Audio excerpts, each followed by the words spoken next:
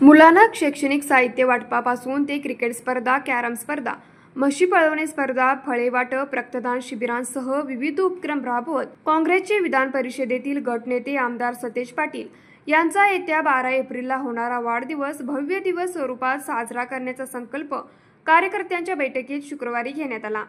आमदार सतेज पाटील यांचा येत्या 12 एप्रिलला 53वा वाढदिवस आहे। वाढदिवसाचे नियोजन करण्यासाठी अजिंक्यतारा कार्यालयात पदाधिकारी व कार्यकर्त्यांची बैठक पार पडली। या कार्यकर्त्यांनी शुभेच्छा देताना हार पुष्पगुच्छ आणू नयेत, त्याऐवजी गरजू विद्यार्थ्यांना देण्यासाठी वह्या आणाव्यात असे आवाहन संयोजकांनी केले। जिल्हा काँग्रेस कमिटी, विविध संघटना व तरुण मंडळाच्या वतीने सतेज क्रिकेट स्पर्धा, कॅरम स्पर्धा, म्हशी स्पर्धा, फळे वाटप, रक्तदान शिबिर यासह विविध उपक्रमांचे आयोजन करण्यात येणार आहे।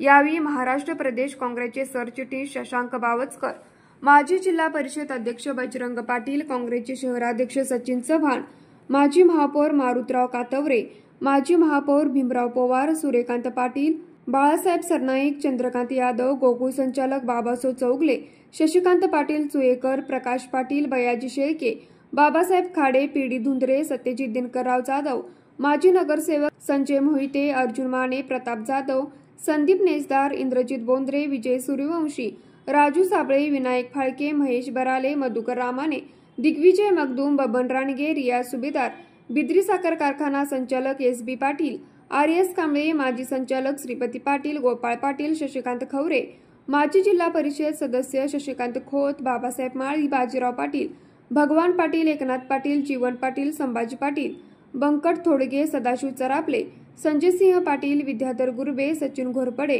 विनायक घोरपडे, प्राध्यापक TS पाटील, भरत रसाळे यांच्यासह या बैठकीस जिल्ह्यातील महाविकास आघाडी, इंडिया आघाडीचे पदाधिकारी व कार्यकर्ते मोठ्या संख्येने उपस्थित होते। तर मोहन सालपे यांनी आभार मानले। न्यूज मराठी 24 कोल्हापूर।